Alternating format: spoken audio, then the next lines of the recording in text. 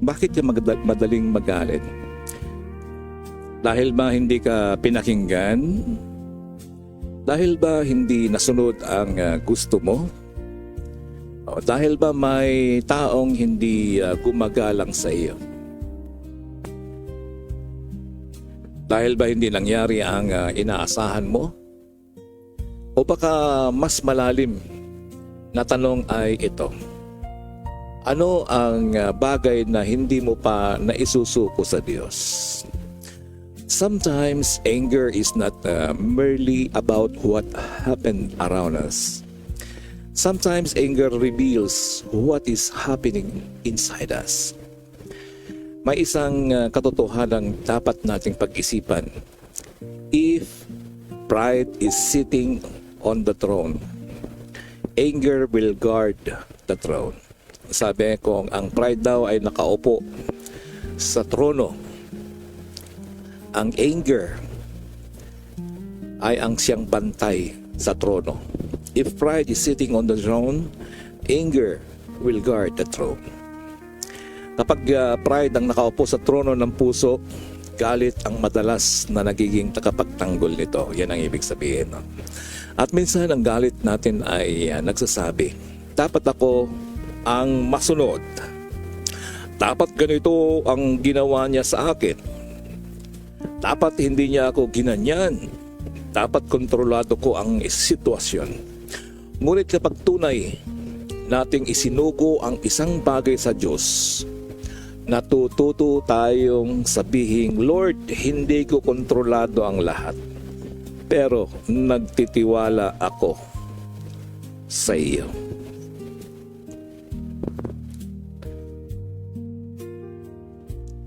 Magandang umaga ulit mga minamahal kong mga kaibigan sa mga bagong dating.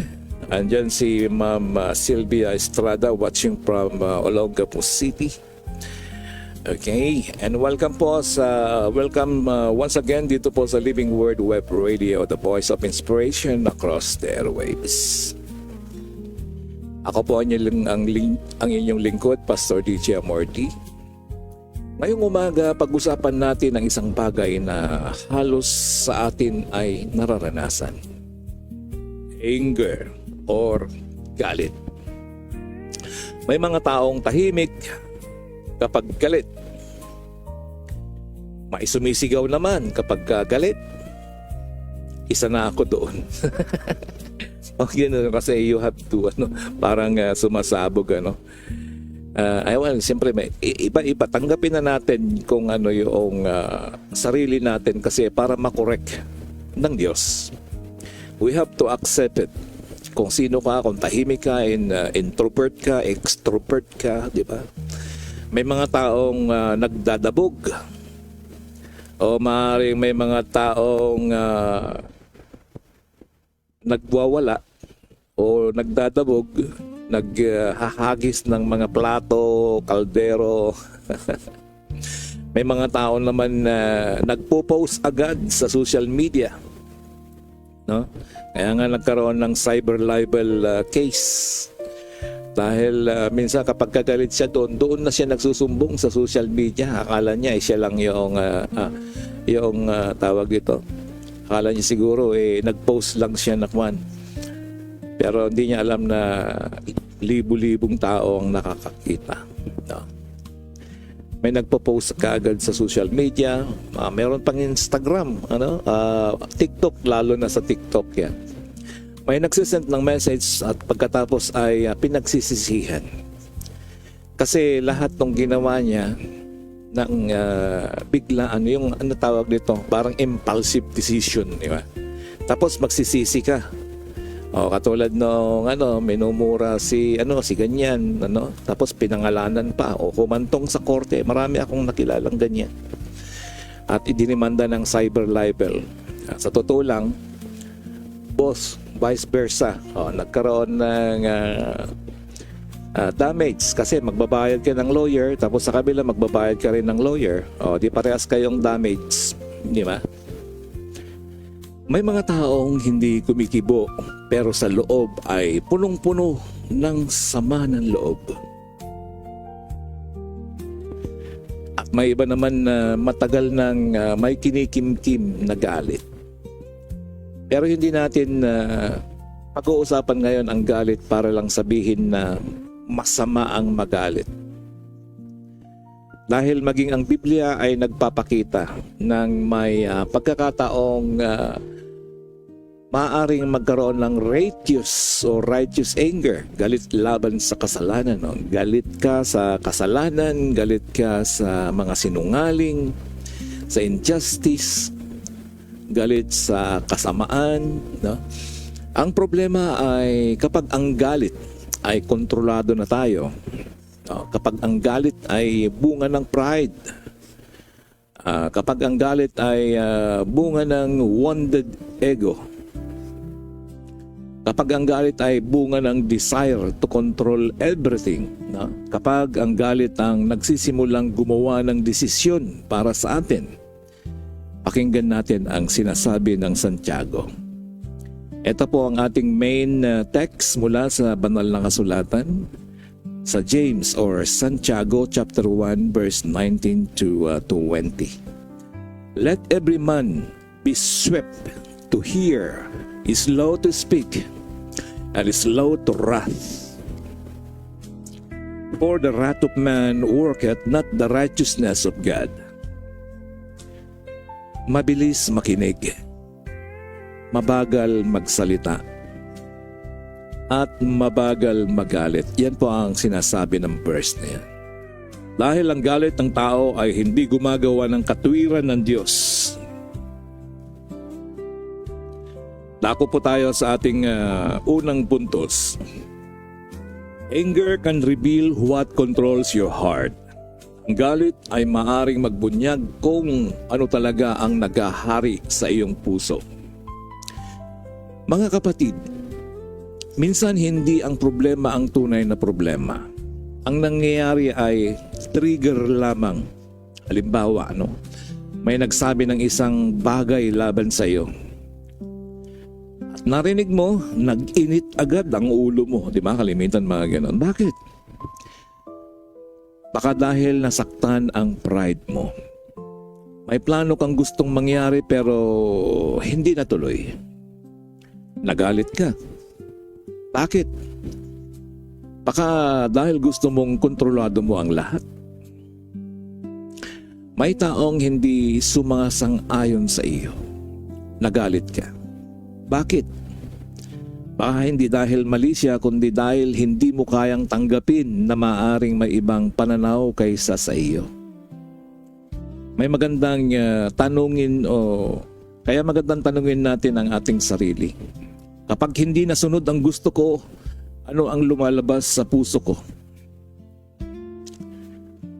Jesus taught that what comes out of us reveals what is inside. Ang anger ay parang warning light sa dashboard ng sasakyan. Kapag umiilaw ang warning light, hindi mo basta sisirain ang ilaw. Tinitingnan mo kung ano ang problema sa makina o ano mang problema. Ganyan din ang galit. Kapag nagagalit ka, huwag lang itanong sino ang may kasalanan. Tanungin mo rin na Lord, ano ang ipinapakitang ng reaction kong reaction kong ito tungkol sa aking puso. Baka may pride, baka may insecurity, baka may bitterness, o baka may jealousy. Baka may expectation na hindi mo isinuko sa Panginoon. O baka may sugat na hindi mo hinayaang pagalingin ng Diyos. Mayroon pong isang illustration.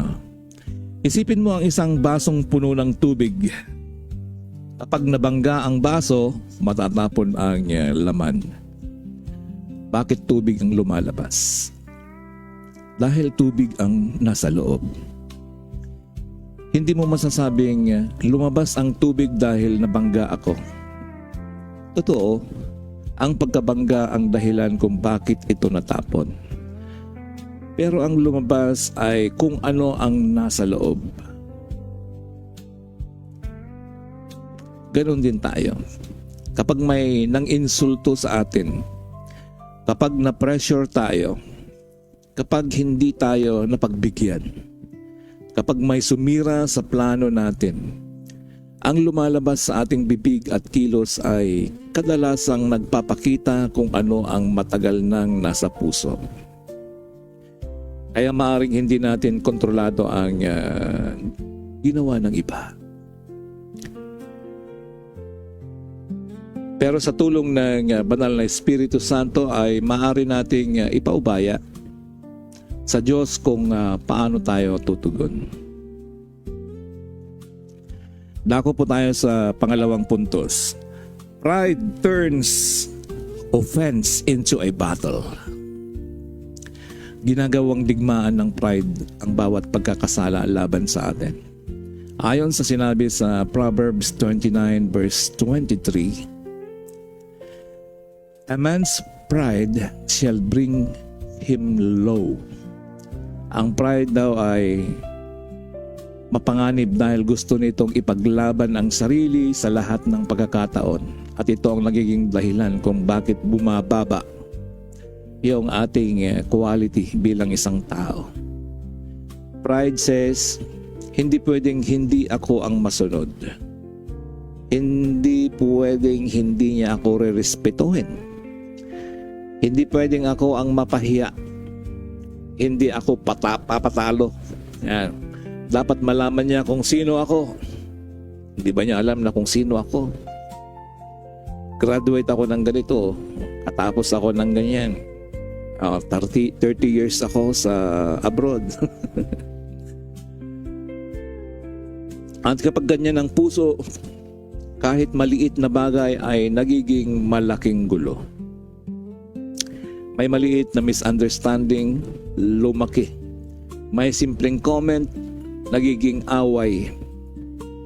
Di ba kalimitan natin dyan lalo sa Facebook, no? Kapag ka nag-post ka dyan, lalo kung vlogger ka o kaya content creator ka at may against sa sinabi mo, umiinit ka agad yung ulo mo, di ba? Nagiging personal war na. Bakit? Dahil kapag pride ang nagahari, gusto nating protektahan ang ating ego. Pero tingnan natin si Jesus. Sa Philippians chapter 2 tells us that Christ humbled Himself. Hindi niya kailangang patunayan kung sino siya sa bawat taong humahamak kay Jesus. Hindi niya kailangang sumagot sa bawat insulto. Hindi niya kailangang gumanti sa bawat taong nanakit sa Kanya. Jesus knew who He was. At dahil secure siya ng kalooban ng Ama, hindi siya kontrolado ng opinyon ng tao. Mga kapatid, sa ating galit ang maaring mabawasan kapag natutunan natin hindi natin kailangang manalo sa bawat argumento. Hindi natin kailangan magkaroon ng huling salita. Hindi natin kailangang ipagtanggol ang ating sarili sa lahat ng pagkakataon. May mga laban na ang Diyos na ang bahala. Romans 12:9 reminds us, "Vengeance is mine. I will repay, says the Lord." Ang paghihiganti ay sa akin, sabi niya. Ako ang magpapayat. Minsan kailangan nating sabihin, "Lord, nasaktan ako, pero ayokong ang sakit na ito ang magiging dahilan para magkasala ako." Dako pa tayo sa pangatlong puntos. The desire control feeds anger. The desire for control feeds anger. Kapag gusto mong kontrolado ang lahat, mabilis kang magagalit kapag hindi nasunod ang plano. Ito ang isang malaking source of anger. At yan po, talagang very common yan. Oh, bakit na naglagay dyan? Hindi ka nagpaalam sa akin. Bakit itinayo mo yan? At hindi kayo nagpaalam. Hindi kayo kumuha. Nangyayari din po sa amin yan. At mismo ang aming lugarin. Siyempre maraming magkakapatid. Pinag-aawayan yung mga lupa, pinag-aawayan yung mga territorial, mula sa bukid, kinakatirikan ng bahay, gano'n. So, mismong kapatid mo minsan ay kayo ay nagkakaaway. Gusto nating kontrolado natin ang ating asawa, ang ating anak, ang ating trabaho, ang ating ministry, ang ating finances, ang ating future, pati na ang behavior ng ibang tao, ang paraan kung paano tayo tratuhin, at maging ang timing ng Diyos. At kapag hindi gumawa o hindi gumana ayon sa gusto natin, nagagalit tayo. Pero meron tayong kailangan tanggapin. Hindi mo kontrolado ang lahat.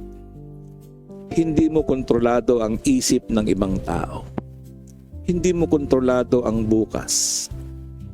Hindi mo kontrolado ang weather, ang pananim. O, di ba nagtanim ka? Inabunuhan mo, hindi siya lumago kasi walang ulan hindi mo siya kontrolado. Hindi mo naman pwedeng may Diyos nga ba? Galit ka sa Diyos, sisihin mo siya. Pero nangangahulugan na hindi ikaw ang may kontrol. Hindi mo kontrolado ang lahat ng mangyayari. Hindi mo kontrolado kung sino ang mananatili at sino ang aalis. Hindi mo kontrolado kung sino ang magugustuhan ka at sino ang hindi. Pero kontrolado ng Diyos ang mga bagay na lampas ng iyong kakayanan. Kaya, ang surrender ay pagsasabing, Lord, gagawin ko ang responsibilidad ko. Pero ipauubaya ko sa iyo ang resulta. Okay, I will do. Sabi nga, God will take a rest. Just do it. Napakahalaga nito. Surrender doesn't mean pagiging passive. Hindi ibig sabihin na wala ka nang gagawin. Ang surrender ay, Lord, gagawin ko ang tama. Susunod ako sa iyong salita. Pero hindi ko pinipilit na kontrolin ang lahat ng hindi ko kayang kontrolin. Dako po tayo sa pang-apat na puntos. Surrender changes your response. Surrender changes your response. Hindi palaging binabago ng surrender ang sitwasyon. Pero binabago nito ang puso mo sa gitna ng sitwasyon. May isang linya na gusto kong mayroon akong isang linya or mayroong isang linya na gusto kong tandaan ninyo. Tandaan po natin to. You don't have to fight for what you have truly surrendered to God. Ito po, bibigyan ko ng diin, no? Ito ang isang natutunan ko. You don't have to fight for what you have truly surrendered to God. Hindi mo kailangang magalit o maipagtanggol ang mga bagay na isurrender mo sa Diyos. Pero kailangan natin itong maintindihan ng tama. Hindi ibig sabihin nito na hindi ka na masasaktan. Hindi ibig sabihin na hindi ka na magkakaroon ng emosyon. Hindi ibig sabihin na wala ka ng boundaries. Hindi ibig sabihin na papayag ka na lang na abusuhin ka or injustice. Ang ibig sabihin ay hindi mo lang kailangang hayaan ang galit. Hayaan mo lang na ang Diyos ang kumilos at kumontrol. At hindi mo kailangang hayaan ang galit na kumontrol sa iyo. Ibig sabihin, your anger will not control you. Hindi mo hahayaan na yung galit mo ang kumontrol sa iyo. Proverbs 16 Verse 32 says, He that is slow to anger is better than the mighty. He that ruleth his spirit than he that taketh a city.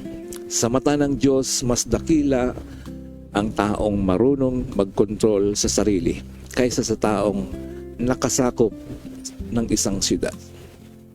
Isipin ninyo yun. Ang tunay na kalakasan ay hindi kung gaano kalakas ang boses mo. Hindi kung gaano karami ang kaya mong takutin. Hindi kung gaano kabilis na ikaw ay makaganti. Ang lunas ng lakas ay kaya mong magalit pero pinili mong hindi magkasala. Kaya mong sumagot pero mas pinili mong manahimik muna. Kaya mong gumante pero mas pinili mong magpatawad. Kaya mong ipaglaban ang pride mo, pero mas pinili mong ipagkatiwala sa Diyos ang sarili mo. Iyan ang kalakasan.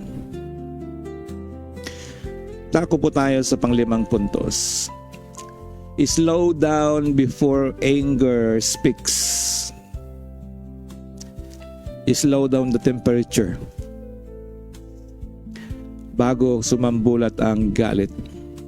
Bago ka magsalita, habang galit, bigyan mo ng pagkakataon ang Espiritu Santo na magsalita muna sa iyo. Balikan natin ang James 1:19. Swift to hear, slow to speak, slow to wrath. Napakasimple pero napakahirap gawin. Mas mabilis po tayong makinig, pero mas mabagal po tayong magsalita at mas babagal tayong magalit. Napakasimple pero mahirap gawin. Yeah? Totoo po yun. Kapag galit tayo, gusto nating magsalita kaagad. Gusto nating mag-text kaagad. Gusto nating mag-post agad. Gusto nating sagutin agad.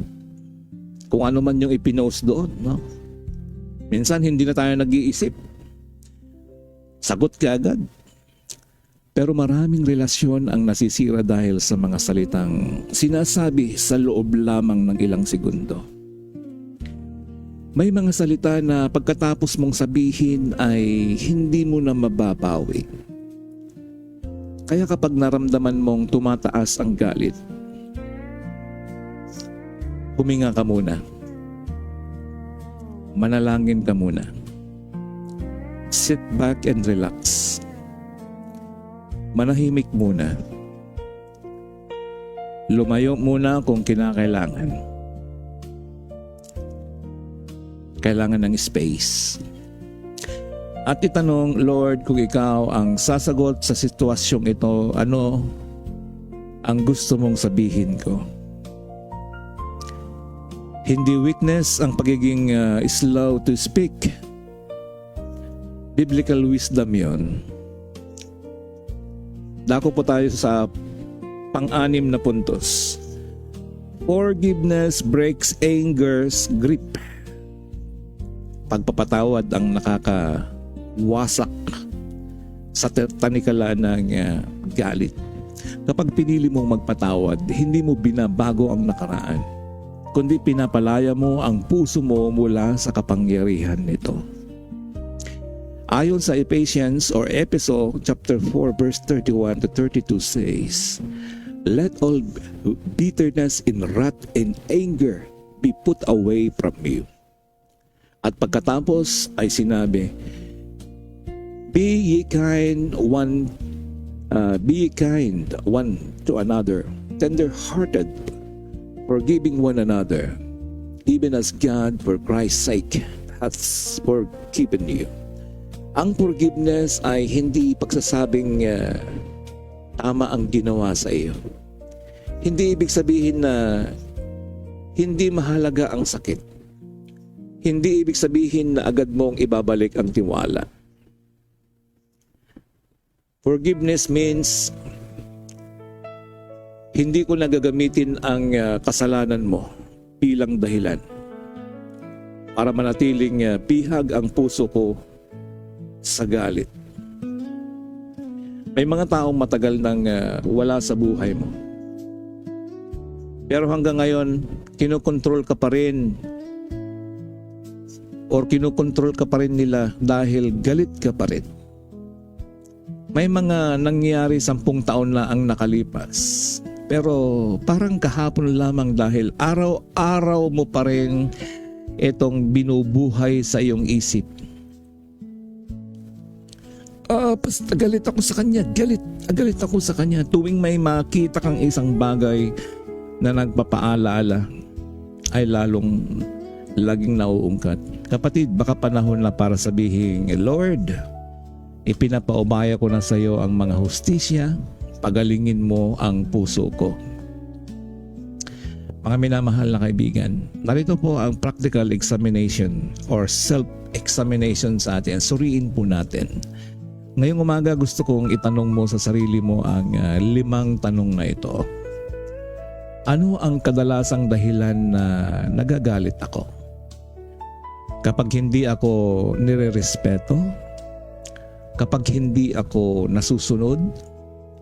Kapag mali ang pagkakaintindi sa akin? Kapag kinokontrol ako? Kapag nawawala ang kontrol ko? Number 2, may pride bang kailangang sirain ng Diyos sa puso mo? May pride bang kailangang sirain ng Diyos sa puso ko? Pangatlo ay may tao ba akong hindi patunay na napapatawad? Pangapat ay may outcome ba akong pilit na kinukontrol sa halip na ipagkatiwala sa Diyos? Panglima, kapag nagagalit ako, nakikita ba ng tao si Kristo sa paraan ng aking pagtugon? Hindi madaling tanong, pero mahalagang mga tanong na itatanong natin sa ating mga sarili. Narito po ang powerful reminders, mga minamahal kong kaibigan. Remember this, anger often grows where surrender is missing. Kapag ayaw nating bitawan ang kontrol, madaling sumabog ang galit. Remember, if pride is sitting on the throne, anger will guard the throne. Kaya ang solusyon ay hindi lamang kontrolin mo ang temper mo. Ang mas malalim na solusyon ay ibigay mo kay Kristo ang trono ng puso mo. At remember, you cannot control every situation, but by God's grace, you can choose how you respond. Always remember, out of 100%, yan ang lagi kong binabanggit, no? 10% lamang po yung nakokontrol natin, and the 90% ay hindi po natin kayang kontrolin yan.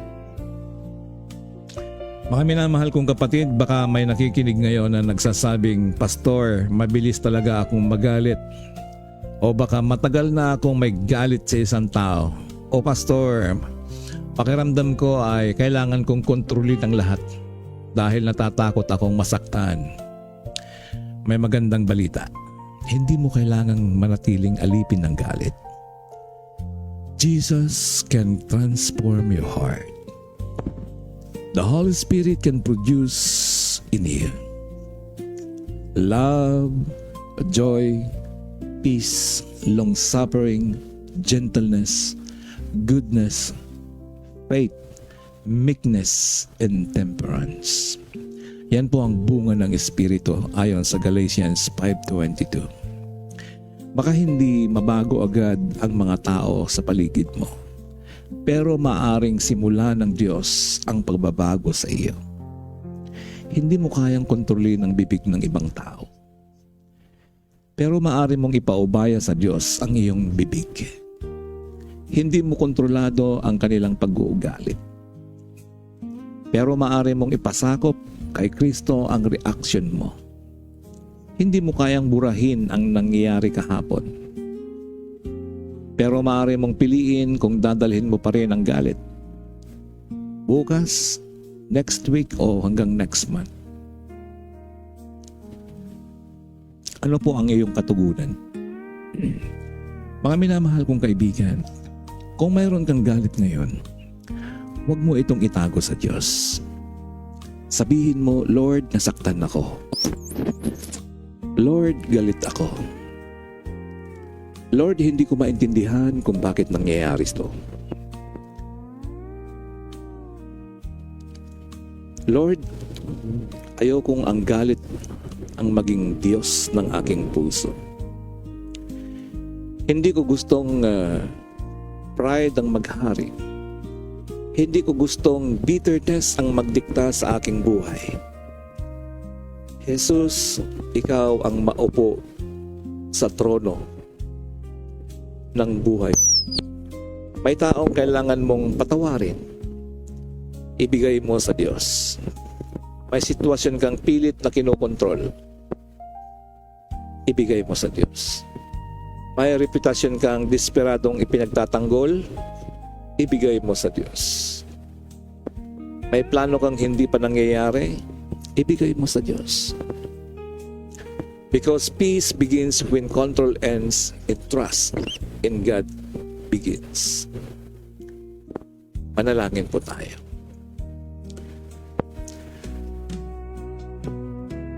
Dakilang Diyos, maraming salamat Panginoon sa umagang ito, Ama. Pinupuri ka namin at pinapasalamatan muli sa aming sinamahan mo kami sa aming pag-aaral, sa aming pagbubulay-bulay. Maraming salamat sa iyong salita ngayong araw. Panginoon, patawarin mo kami sa mga pagkakataong pinahihintulutan namin ang pride, galit, sama ng loob at bitterness ang maghari sa aming puso. Siyasatin mo kami, O God. Search our heart, O God. Ipakita mo sa amin kung saan nanggagaling ang aming galit. Kung ito ay dahil sa pride, turuan mo kaming magpakumbaba. Kung ito ay dahil sa sugat, pagalingin mo kami. Kung ito ay dahil sa takot, dagdagan mo ang aming pananampalataya. Kung ito ay hindi gusto naming kontrolado ang lahat, turuan mo kaming magtiwala sa iyo. Panginoon, bigyan mo kami ng karunungan na maging mabilis, makinig, mabagal magsalita, at mabagal magalit. Tulungan mo kaming pagpatawad tulad ng pagpapatawad mo sa amin. Tulungan mo kaming huwag gumanti ng kasamahan sa kasamaan. Tulungan mo kaming piliin ang grace kaysa pride, peace kaysa revenge, at surrender kaysa control. At sa lahat ng sitwasyon, si Kristo lamang ang maghari sa aming puso.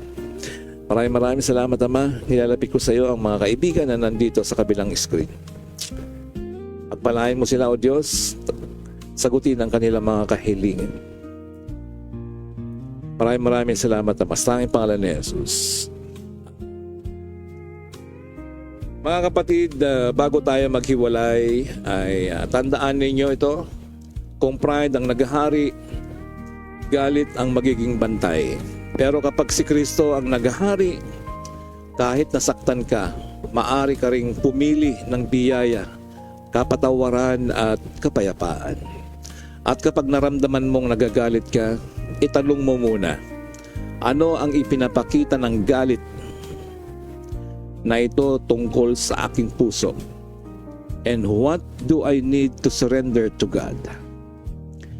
This is Pastor DJ Amordi reminding you, you may not control what happens around you.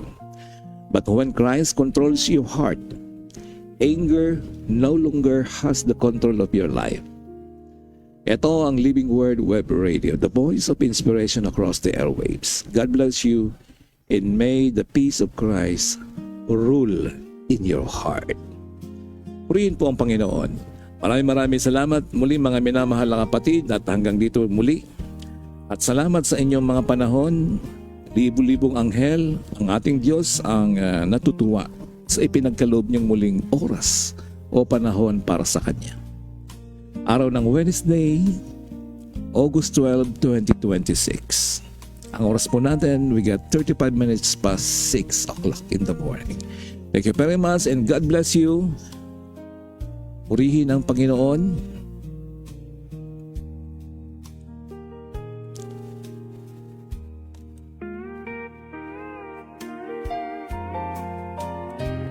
May mga sakit na matagal nating kinikimkim. May galit na ayaw nating bitawan. May laban na pilit nating tayo ang manalo. Pero may mga bagay na hindi mo kailangang dalhin habang buhay. Isuko mo na sa Diyos.